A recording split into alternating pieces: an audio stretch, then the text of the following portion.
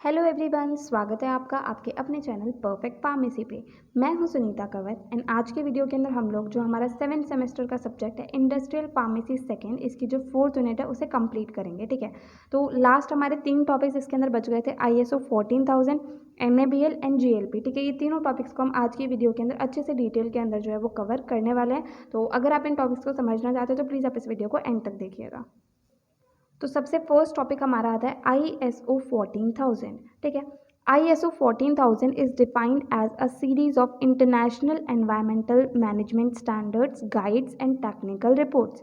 ठीक है, तो सिंपली ISO 14000 जो है ये एक सीरीज होती है जिसके अंदर इंटरनेशनल एनवायरमेंटल मैनेजमेंट के standards, guides and technical reports जो है वो प्रेजेंट होते हैं। ठीक है, जैसा हम लोगों ने इससे पहले वाली वीडियो में ISO 9000 पढ़ा था, तो ISO 9000 जो वो सिंपली क्वालिटी सिस्टम्स के ऊपर बेस्ड रहता है एंड ये मेनली एनवायरमेंटल मैनेजमेंट से रिलेटेड उसके स्टैंडर्ड्स हो गए, उससे रिलेटेड गाइड्स हो गए, टेक्निकल रिपोर्ट्स हो गए, उसके ऊपर बेस्ड होता है। ठीक है, तो वो क्वालिटी सिस्टम या क्वालिटी मैनेजमेंट के लिए रहता है ISO 9000 एंड ये हमारा एनवायरमेंटल मैनेजमेंट से रिलेटेड जो है वो सिंपली रहता है। ठीक है, ISO 14000 फैमिली जो होती है स्टैंडर्ड्स की, ये क्या करती है कि मतलब जो डिफरेंट कंपनीज हो गए या ऑर्गेनाइजेशंस हो गए जो कि अपनी एनवायरमेंटल रिस्पॉन्सिबिलिटीज़ को मैनेज करना चाहते हैं, उन्हें प्रैक्टिकल टूल्स जो है वो ISO 14000 वो प्रोवाइड करते हैं। ठीक है, अब हमारा ऑब्जेक्टिव क्या होगा ISO 14000 का? तो प्राइमरी ऑब्जेक्टिव जो होता है ISO 14000 सीरीज ऑफ स्टैंडर्ड्स का वो ये होता है कि हम इफेक्टिव एनवायरमेंटल मैनेजमेंट सिस्टम जो है उसे प्रमोट कर सके। ठीक है, ये हमारा मेन ऑब्जेक्टिव रहता है ISO 14000 का। अब जो ISO 14000 के जो भी स्टैंडर्ड्स होते हैं ना, ये क्या करते हैं कि जो एनवायरमेंटल मैनेजमेंट पॉलिसी है उसके रिक्वायरमेंट्स क्या रहेंगे उसे एस्टेब्लिश करने के लिए, ठीक है, ये चीज़ स्पेसिफाई करते हैं। देन एनवायरमेंटल इम्पैक्ट क्या है, प्रोडक्ट्स या सर्विसेज जो हैं उनका एनवायरमेंटल के ऊपर क्या इफेक्ट आएगा वो चीज़ पता लगाने में मदद करते हैं। एनवायरमेंटल ऑब्जेक्टिव्स को प्लान करने में मदद करते हैं। देन ये क्या करते हैं कि जो भी प्रोग्राम्स है, ठीक है, ऑब्जेक्टिव्स को मीट करने के लिए उन्हें इम्प्लीमेंट करने में मदद करते हैं। देन उसके बाद में करेक्टिव एक्शन जो है वो लेने में मदद करते हैं। मैनेजमेंट रिव्यू के अंदर भी ये कहीं ना कहीं मदद करते हैं। ठीक है, तो सिंपली ISO 14000 जो इसका मेन ऑब्जेक्टिव तो हमारा ये रहता है कि एक एनवायरमेंटल मैनेजमेंट सिस्टम जो है, इफेक्टिव एनवायरमेंटल मैनेजमेंट सिस्टम उसे प्रमोट कर सके। ठीक है, अब नेक्स्ट आता है कि भैया स्कोप क्या होता है ISO 14000 का। तो ISO 14000 स्टैंडर्ड्स जो होते हैं इसका स्कोप ये रहता है कि ये कहीं ना कहीं क्या करते हैं कि कॉस्ट इफेक्टिव टूल्स जो है वो प्रोवाइड करते हैं, जिससे क्या होता है कि एनवायरमेंटल मैनेजमेंट के लिए बेस्ट प्रैक्टिसेस को हम लोग ऑर्गेनाइज कर सकते हैं एंड अप्लाई कर सकते हैं। ठीक है, अब इसके बाद में ISO 14000 जो इसका सर्टिफिकेशन अगर हम लोग को चाहिए, जैसे हम लोगों ने पढ़ा था ISO 9000 सर्टिफिकेशन के बारे में, ऐसे अगर ISO 14000 सर्टिफिकेशन हम लोग को चाहिए तो वो हम लोग को कैसे मिलता है कि अगर कोई क्वालिफाइड ऑडिटर जो है वो वेरीफाई करेगा कि जितने भी रिक्वायरमेंट्स हैं हमारी कंपनी को जो भी फुलफिल करने हैं वो हम लोगों ने कर दिए हैं, तो हमें एक ISO 14000 सर्टिफिकेशन मिल सकता है। या फिर कंपनी खुद डिक्लेयर कर देती है कि जितने भी रिक्वायरमेंट्स है वो हम लोगों ने फुलफिल कर दिए हैं, तो उसके बाद में भी ISO 14000 सर्टिफिकेशन जो है वो मिल जाता है। ठीक है, अब ISO 14000 सर्टिफिकेशन जो है इसके क्या बेनिफिट्स होते हैं, तो इसके ये बेनिफिट होते हैं कि क्या होता है कि अगर कंपनी जो है वो ISO 14000 स्टैंडर्ड्स जो हैं उन्हें फॉलो करती है तो उससे क्या होता है कि बेटर कन्फर्मेंस मिलता है एनवायरमेंटल रेगुलेशंस का। ठीक है, देन मार्केट के अंदर कंपनी जो है वो ज़्यादा अच्छी उसकी पोजीशन रहती है, क्योंकि क्या है कि अगर एनवायरनमेंट जो है उसे किसी तरह से उसके प्रोडक्ट्स हार्म नहीं करे तो वो चीज़ अच्छी है। ठीक है, देन रिसोर्सेज का अच्छा यूज़ होता है, हाई क्वालिटी के हमारे पास में प्रोडक्ट्स एंड सर्विसेज बनते हैं, सेफ्टी के लेवल्स जो हैं वो बढ़ जाते हैं, जो कंपनी की इमेज होती है वो इम्प्रूव होती है, साथ साथ प्रॉफिट्स जो है वो भी बढ़ते हैं ISO 14000 सर्टिफिकेशन की वजह से। ठीक है, अब अगर एक कंपनी के पास ISO 14000 सर्टिफिकेशन है तो उससे क्या होगा कि वो किसी भी तरह के एनवायरमेंटल रेगुलेशंस को वॉयलेट नहीं कर रही होगी। ठीक है, जिसकी वजह से अगर कभी भी कोई भी रेगुलेटरी एजेंसी इंस्पेक्शन करने के लिए आती है तो कंपनी हमेशा उसके लिए रेडी रहती है। ये सिंपली हमारे पास में ISO 14000 सर्टिफिकेशन के क्या हो गए, बेनिफिट्स हो गए। तो इस तरीके से हमने ISO 14000 सबसे पहले होता क्या है, ठीक है, देन इसके ऑब्जेक्टिव क्या होते हैं, स्कोप क्या होता है, इसका सर्टिफिकेशन क्या होता है, एंड देन सर्टिफिकेशन के बेनिफिट्स क्या होते हैं, वो सारी चीज़ें हम लोगों ने यहाँ पर देख लिया। अब नेक्स्ट आते हैं कुछ पब्लिश्ड ISO 14000 स्टैंडर्ड्स। ठीक है, पहला आता है ISO 14001। तो ये क्या है, ये सारी दुनिया का मोस्ट रिकॉग्नाइज्ड फ्रेमवर्क है एनवायरमेंटल मैनेजमेंट सिस्टम के लिए, ठीक है। ये क्या करता है, मदद करता है, कोई भी ऑर्गेनाइजेशन है, ठीक है, तो वो अपनी एक्टिविटीज़ का एनवायरनमेंट के ऊपर जो भी इम्पैक्ट है उसे मैनेज कर सके, ठीक है, एंड एनवायरनमेंट को किसी भी तरह का हार्म ना पहुंचाते हुए अपने काम को कर सके। इस चीज़ में किसी भी ऑर्गेनाइजेशन को मदद करते हैं ISO 14001 स्टैंडर्ड्स, ठीक है। दूसरा हमारे पास में आता है ISO 14020। ये स्टैंडर्ड्स की जो सीरीज़ होती है, ठीक है, ये क्या करती है, अलग अलग अप्रोचेस की रेंज हम लोग को बताती है, जिससे हम लोग environmental labels and environmental declarations जो हैं वो कर सकें। नेक्स्ट आता है ISO 14031। तो ये जो स्टैंडर्ड्स होते हैं क्या करते हैं, किसी भी ऑर्गेनाइजेशन को गाइडेंस प्रोवाइड करते हैं कि किस तरीके से वो अपनी एनवायरमेंटल परफॉर्मेंस को इवेल्युएट कर सके, पता लगा सके कि उनके एनवायरमेंटल परफॉर्मेंस जो है वो किस तरह की है। लास्ट आता है ISO 14040। तो ये स्टैंडर्ड्स जो होते हैं ये क्या करते हैं, जैसे कोई भी एक ऑर्गेनाइजेशन है, ठीक है, उसे गाइडलाइंस प्रोवाइड करते हैं कि किस तरीके से उन्हें अपने सारे के सारे काम करने हैं, जिससे जो उनके प्रोडक्ट हैं या सर्विसेज है वो उनका जो एनवायरनमेंट के ऊपर इम्पैक्ट है उस कंप्लीट इम्पैक्ट को कहीं ना कहीं कम करा जा सके। उस चीज़ के लिए गाइडलाइंस जो है वो ISO 14040 स्टैंडर्ड्स के अंदर प्रेजेंट है, ठीक है। तो यही था हमारा कंप्लीट ISO 14000 के बारे में। नेक्स्ट टॉपिक हमारे पास आता है NABL, जिसका फुल फॉर्म होता है national accreditation board for testing and calibration laboratories, ठीक है। तो जो NABL होता है ना, NABL का मेन काम ये होता है, जैसा हम लोग नाम से समझ रहे हैं, जैसे कोई भी लेबोरेटरीज हो गई, ठीक है, उन्हें टेस्टिंग के लिए, कैलिब्रेशन के लिए अप्रूवल देना जो है वही मेन इनका काम जो है वो होता है, ठीक है। अब NABL जो है ये कॉन्स्टिट्यूएंट बोर्ड है क्वालिटी काउंसिल ऑफ इंडिया का, ठीक है। NABL क्या करता है कि कोई भी हमारे पास में CAB का मतलब होता है कन्फर्मिटी असेसमेंट बॉडीज़। तो कोई भी CABs जो हमारे पास में होती है, ठीक है, जैसे किसी भी तरह की टेस्टिंग करनी है, कैलिब्रेशन करना है, तो उन्हें एक्रेडिटेशन प्रोवाइड करती है, अप्रूवल प्रोवाइड करती है NABL, ठीक है। उसके बाद में जैसे कोई भी हमारे पास में एक लैब है, ठीक है, उसके अंदर टेस्टिंग जो है वो परफॉर्म करी जा रही है, तो किसी भी लैब की जो टेक्निकल कॉम्पिटेंस है, मतलब बाकी जो लैब्स प्रेजेंट है उनसे कंपेयर करना कि भाई ये जो लैब है वो टेस्टिंग का काम जो है वो तरीके से कर पा रही है या नहीं कर पा रही, उसका थर्ड पार्टी असेसमेंट जो है वो भी इन्वॉल्व इसके अंदर होता है। तो सिंपली NABL का काम ये रहता है कि जैसे कोई भी हमारे पास में ऑर्गेनाइजेशन है, यहाँ पर हम लोग उन्हें CABs कहते हैं, कन्फर्मिटी असेसमेंट बॉडीज़ हैं, ठीक है। उन्हें क्या करना है, उन्हें टेस्टिंग या कैलिब्रेशन परफॉर्म करना है, तो उन्हें अप्रूवल देने का काम इनका रहता है। एंड कोई भी लैबोरेटरी है, ठीक है, उसके अंदर टेस्टिंग करी जा रही है, तो टेस्टिंग करने के लायक वो है या नहीं है उसे एनालाइज करने के लिए एक थर्ड पार्टी जो है वो इन्वॉल्व होती है, जो लैब को अच्छे से एसेस करती है, ठीक है। ये हमारा सिंपली NABL जो है वो होता है।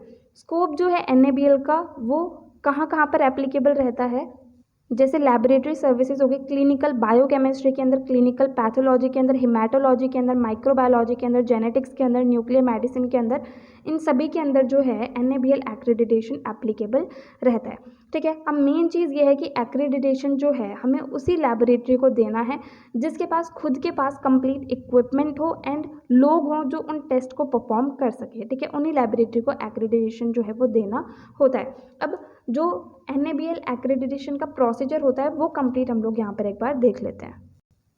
तो प्रोसीजर के अंदर सबसे पहले तो एक एप्लीकेशन जो है एक्रेडिटेशन के लिए वो CAB के द्वारा दी जाती है, ठीक है। अब जो एप्लीकेशन है, ठीक है, वो जो है NABL सेक्रेटरीट जो होते हैं उनके द्वारा वो एप्लीकेशन सबसे पहले तो एक्नॉलेज करी जाती है, वो उसे देखते हैं, उसके बाद में उसकी स्क्रूटिनी करते हैं, मतलब उसका अच्छे से इंस्पेक्शन करते हैं, ठीक है। उसके बाद में डॉक्यूमेंट का जो है वो रिव्यू होता है लीड असेसर के द्वारा, ठीक है। उसके बाद में प्री असेसमेंट होता है CAB का लीड असेसर के द्वारा। उसके बाद में फाइनल असेसमेंट होता है CAB का असेसमेंट टीम के द्वारा।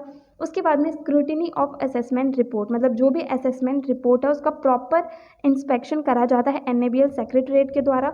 उसके बाद में रिकमेंडेशंस करी जाती हैं एक्रेडिटेशन के लिए, ठीक है, एक्रेडिटेशन कमेटी के द्वारा रिकमेंडेशंस दी जाती है।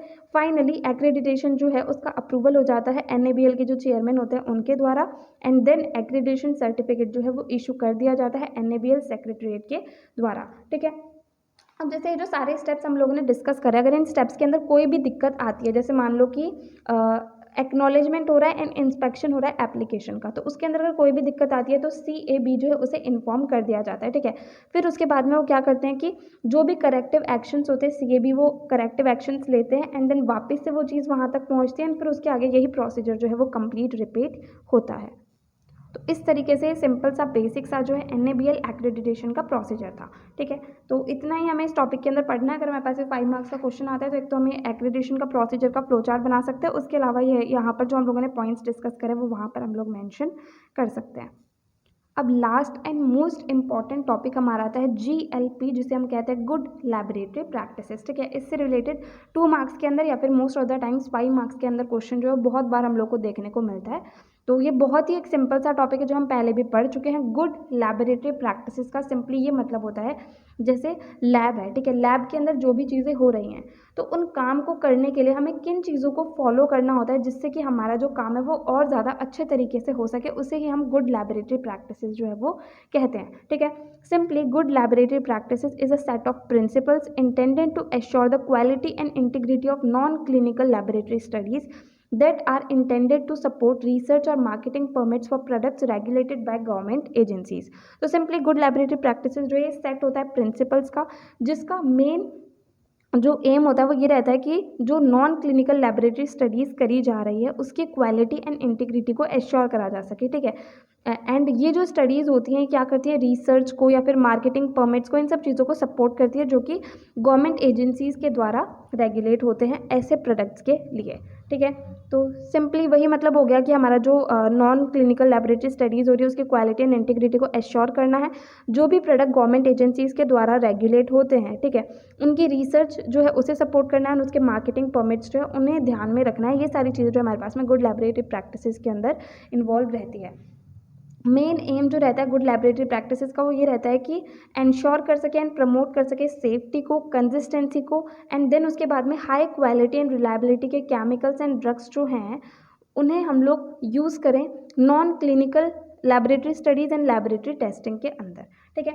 अब मेन पॉइंट्स जो हम लोग गुड लैबोरेटरी स्टडीज़ के अंदर देख सकते हैं, गुड लैबोरेटरी प्रैक्टिसेस के अंदर देख सकते हैं। सबसे पहला क्या होता है कि लैबोरेटरी जो हमारी है, ठीक है, वो एक अच्छी जगह पर लोकेटेड होनी चाहिए, सही तरीके से डिज़ाइन होनी चाहिए, कस्टमाइज्ड होनी चाहिए एंड इस तरीके से मेंटेन होनी चाहिए कि सारे के सारे quality control test and analysis जो है वो वहाँ पर आराम से हो सके, ठीक है।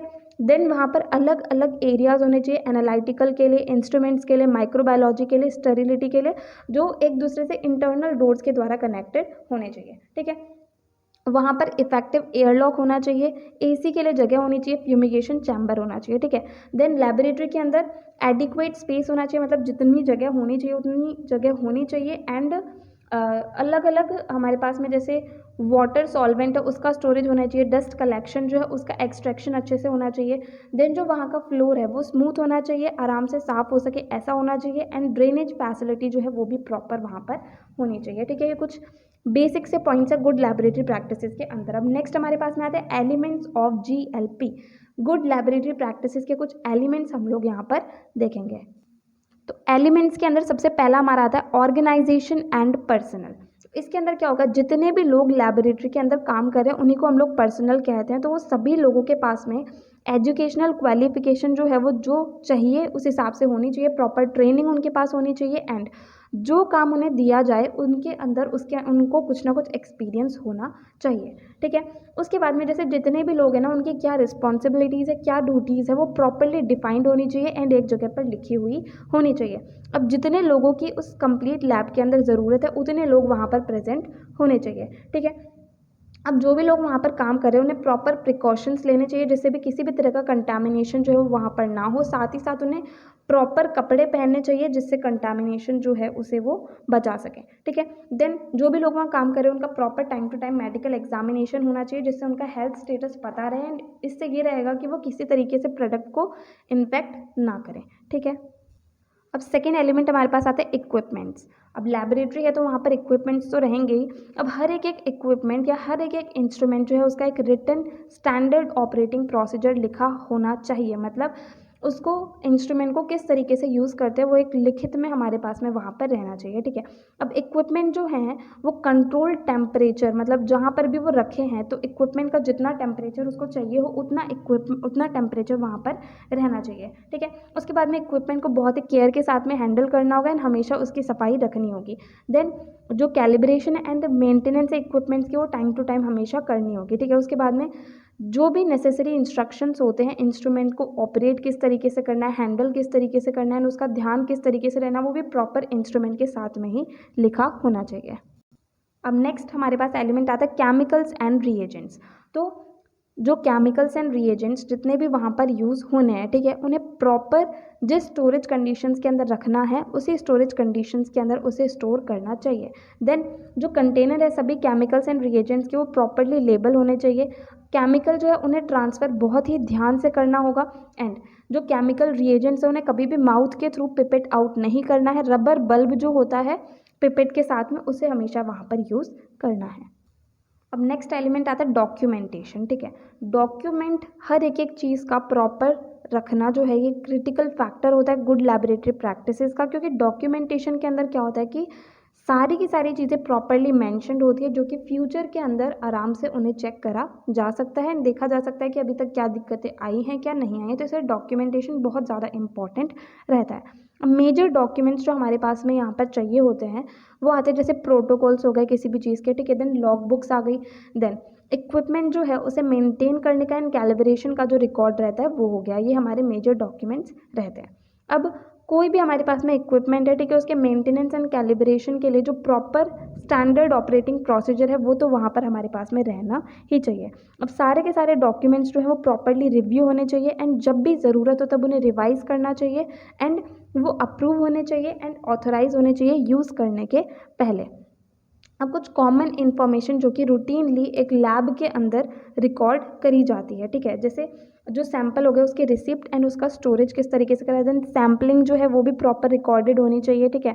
देन वैलिडेशन हो गया, एनालिटिकल टेस्टिंग हो गई, कैलिब्रेशन हो गया, डेटा रिकॉर्डिंग हो गई, ऑपरेशन इंस्ट्रूमेंट्स का हो गया, रीएजेंट का प्रिपरेशन हो गया, ट्रेनिंग रिकॉर्ड हो गए, सैम्पलिंग प्रोसीजर हो गया, एनालिटिकल टेस्टिंग की मैथडोलॉजी हो गई, इंस्ट्रूमेंट कैलिब्रेशन डेटा हो गया, analytical testing results and reporting हो गए।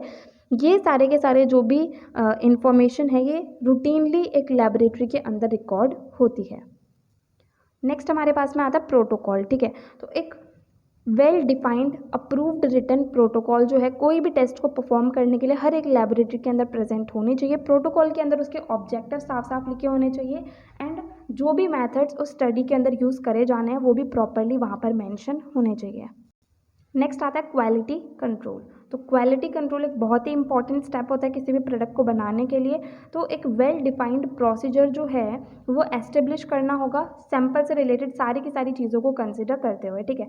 हर एक सैंपल जो हम लोगों ने रिसीव करा है, ठीक है, उसे एक यूनिक नंबर हम लोग को देना होगा जो उसके लेबल पे जो है वो मेंशन रहना चाहिए एंड उसे जो कंडीशंस बताई गई है उसी के अंदर उसे स्टोर करना चाहिए, ठीक है। एक वेल डिफाइंड सैम्पलिंग प्रोसीजर जो है वो फॉलो करना चाहिए जो कि मतलब वहाँ पर प्रोसीजर के अंदर डिटेल के अंदर लिखा है वही, ठीक है। तो यही हमारा हो गया क्वालिटी कंट्रोल। क्वालिटी कंट्रोल का सिंपली मतलब यही होता है कि जैसे हम किसी प्रोडक्ट को बनाएं तो हर स्टेप पे उस चीज़ को टेस्ट करते रहें, तो वही चीज़ हमारे पास में क्वालिटी कंट्रोल के अंदर आती है, ठीक है। देन हमारे पास में आता है रिकॉर्ड्स एंड रिपोर्ट्स। तो एक फाइनल रिपोर्ट जो है हर एक स्टडी के बाद में बनानी चाहिए, ठीक है। एंड हर एक लैबोरेटरी जो है उसे जितने भी रिकॉर्ड्स है उन्हें स्टोर करना होगा एंड मेंटेन करना होगा जितने भी टेस्ट उन्होंने परफॉर्म करे हैं, ठीक है। एंड ये रिकॉर्ड्स जो हैं इन्हें जनरली ताले के अंदर रखा रहना चाहिए जिससे कि कोई भी इसके अंदर कुछ भी चेंजेस ना कर सके एंड उनकी चोरी वगैरह ना हो, क्योंकि बहुत ही ज़्यादा इंपॉर्टेंट रिकॉर्ड्स जो हैं वो रहते हैं। नेक्स्ट हमारे पास में आता है सेफ्टी, ठीक है। तो प्रॉपर फैसिलिटीज़ एंड एसेसरीज़ होनी चाहिए जो भी पर्सनल वहाँ पर ड्रग टेस्टिंग के अंदर काम करे उनकी सेफ्टी के लिए, ठीक है। एंड अगर एक्सीडेंटल फायर वगैरह हो गई, गलती से आग वगैरह लग गई, तो फायर को बुझाने के लिए भी हमारे पास में प्रॉपर इक्विपमेंट्स जो है वहाँ पर अवेलेबल होने चाहिए। लास्ट आता है ऑडिटिंग प्रोसीजर। तो ऑडिटिंग प्रोसीजर के अंदर क्या होगा कि क्यूए डिपार्टमेंट जो है लैबोरेटरी का उसे कमेटी बनानी होगी जो क्या करेंगी रेगुलरली टाइम टू टाइम सारी की सारी चीज़ों को जो है वहाँ पर ऑडिट करेंगी। जीएलपी रिक्वायरमेंट्स के अकॉर्डिंग। ठीक है, तो इस तरीके से गुड लैबोरेटरी प्रैक्टिसेस के अंदर बहुत मैटर हमारे पास में हो गया। इतना हम लोग लिख के आएंगे तो मोर देन एनफ हमारे पास में रहने वाला है। एंड यहाँ पर आपको गुड लैबोरेटरी प्रैक्टिसेस जो है ये वाला टॉपिक अच्छे से समझ में भी आ गया होगा। ठीक है, तो यहाँ पर हमारी आज 4th यूनिट जो है इंडस्ट्रियल फार्मेसी सेकंड की वो कंप्लीट होती है। अगर आपको इस वीडियो के अंदर कहीं भी कोई भी डाउट है आप कमेंट सेक्शन में पूछ सकते हैं। अगर नेक्स्ट वीडियो आप किसी पर्टिकुलर टॉपिक पे चाहते हो आप कमेंट सेक्शन में बता सकते हैं। एंड प्रॉपर नोट्स जो है इंडस्ट्रियल फार्मेसी सेकंड के वो हमारी ऑफिशियल वेबसाइट perfectpharmacy.in पर अवेलेबल है, वहाँ जा करके चेक कर सकते हैं। एंड अगर आपको वीडियो हेल्पफुल लगी तो प्लीज़ आप इस वीडियो को लाइक करना, अपने फ्रेंड्स के साथ भी शेयर करना और चैनल को सब्सक्राइब करना। थैंक यू सो मच इस वीडियो को इन तक देखने के लिए एंड चैनल को सपोर्ट करने के लिए।